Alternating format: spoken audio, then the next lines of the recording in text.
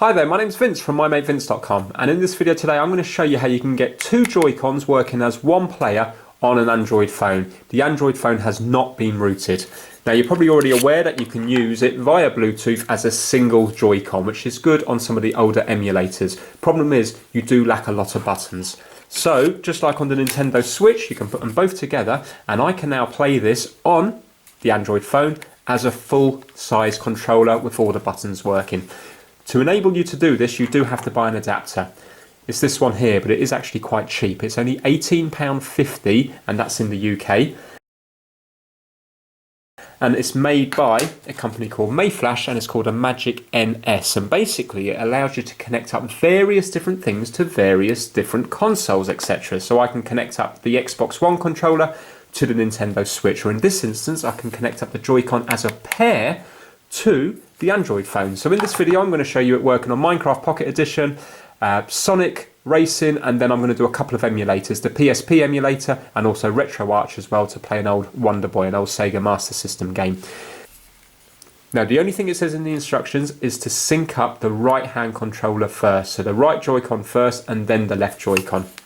Also, the games you play will have to allow the mapping of buttons. So for example, if I was to go to Minecraft here, you can see if I was to go to settings and then down to controller, it allows me to change the configuration of the buttons, because it won't make any sense if you just connect this up to begin with. It will do all sorts of strange things. So on Sonic Racing it might be the plus button there to accelerate, and obviously you can't do that, it's not comfortable.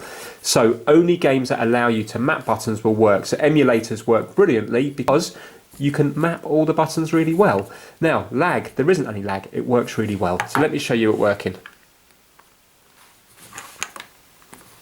So we get our USB cable.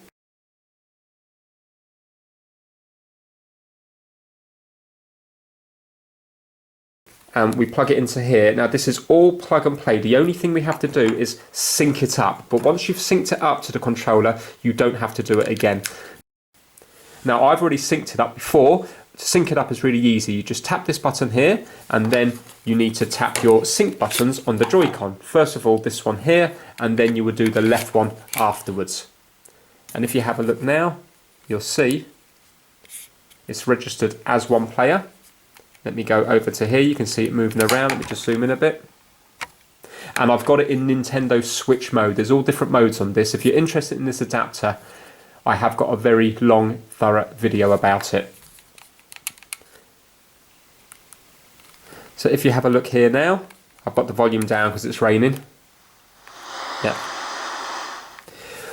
Right, so if I was to, I don't play Minecraft, but I'm just going to show you the basic controls. So for example, if I do the right trigger, you can see there, I'm making the holes, and if I do the left trigger, I can fill them up and place the blocks around.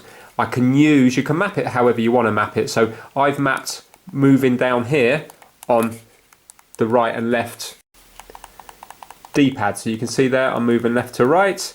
So if I want it to place, for example, this railway track thing, then I can place it here, here. Yeah, you get the idea. If I want to fly up in the air, well, let me change the view, it will make more sense. So left click in to change the view. And then if I want to fly up in the air, you can see just hold down the B button and then double tap again.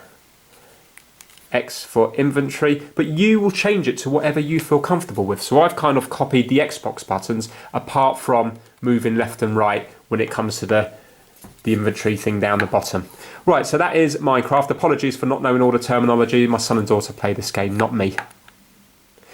So, but as you can see, look, right stick there, looking around the place, and left stick moving around, and there's no lag at all, it's instant. It feels exactly the same as if you were using, for example, a wired Xbox 360 controller. Right, let me show you Sonic Racing. And just to show you it moving around the screen there, remember my phone's on its side, so it's the same as that there, but you can see it's moving around. Right, let's go to Sonic Racing. Again, this game allows you to map the controller so you can do it how it feels comfortable. So I'm going to do ZR for accelerate, which is the same normally as right trigger, and I'm going to do ZL for brake, which is normally the same as left trigger.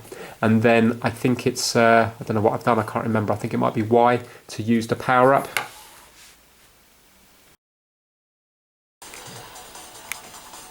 So we've got right trigger, which is ZR to accelerate. I'm using the left analog stick to steer, and then we got ZL to brake and drift. And to use the power up, I'm pretty sure it's Y. I'll check that out in a minute. And as you can see, it works perfectly. There's no lag or anything. It works exactly as it should do.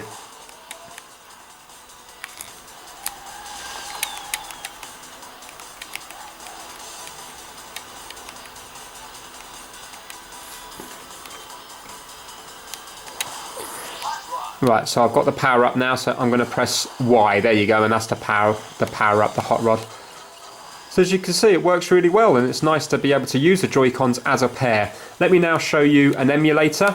So I'm going to show you PPSSPP, which is the PSP, the little Sony PlayStation Portable emulator. So here we have PPSSPP, which is a PSP emulator, and this works really well when the Joy-Cons are paired like this, because you can map all the buttons to how you want them to be. So let me go down to Street Fighter. When you're using the menu, you have to use the D-pad. The analog sticks don't work in the menu, but then in the actual games they do. So this will show the lack of lag. Also, you've got a screen overlay there, so you can play it in handheld mode, but it's very hard. That's why I like to play it with a controller. And I've got it mimicking a PlayStation controller. So the B here is going to be X, and then I've got the circle here, then I've got the triangle up here, and I've got the square here. I've done the plus button as start, and I've done the minus button as select. And I just find it works nice and easy that way. Now, Rumble doesn't work. The testing that I've done anyway, I can't get Rumble to work on it.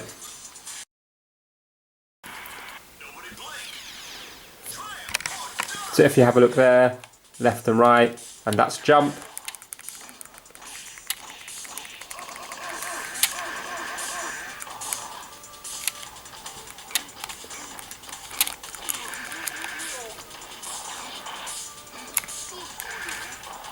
So you can see there, punch, punch, kick, kick, and then I've also got buttons up here as well. So can you see there?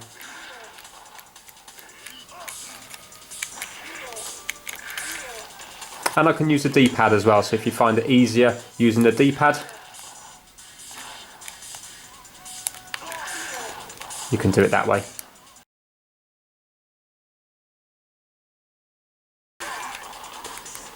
Okay, so you get the idea of it there. You can see it all works absolutely fine.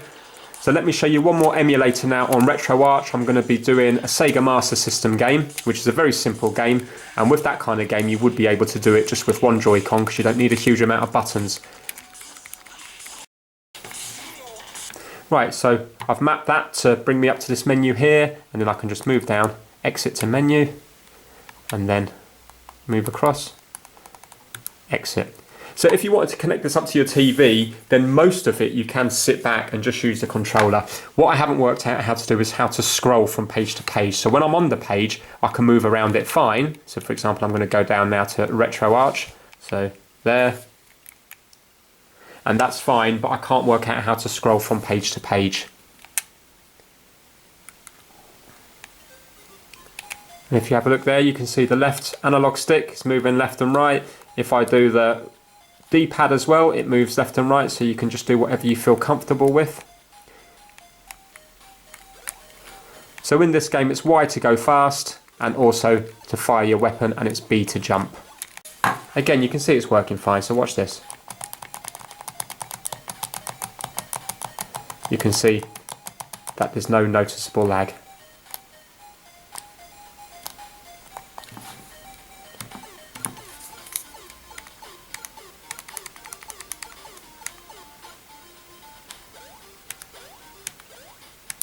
Yeah, so it all works well. So there you go. That's how you connect up two Joy-Cons as player one on the Android phone. So what I think would be a really good idea now is similar to how you can get these things for your iPhones and also Android phones. How good would it be if, this could be a nice little money maker for someone, if you were to come up with a case that had this dongle built into it, so that's not going to be hard. You just need to have a case just like this. Let me just show you how this one works and you'll have a better idea. Can you see here, I've got the lightning connector down the bottom. So imagine now, if the dongle was built into here, you've got your little micro USB coming out, so the OTG cable circuit is built in there as well, and then you could have your Joy-Cons attached to either end of the phone like that. Now I think that would be a really good seller. So you never know, hopefully somebody might invent that, and if you're watching it and you like the idea, maybe you could look into doing that for yourselves. So that's it. Please give it a thumbs up if you like the video, and please subscribe for more how-to videos. Take care, bye now.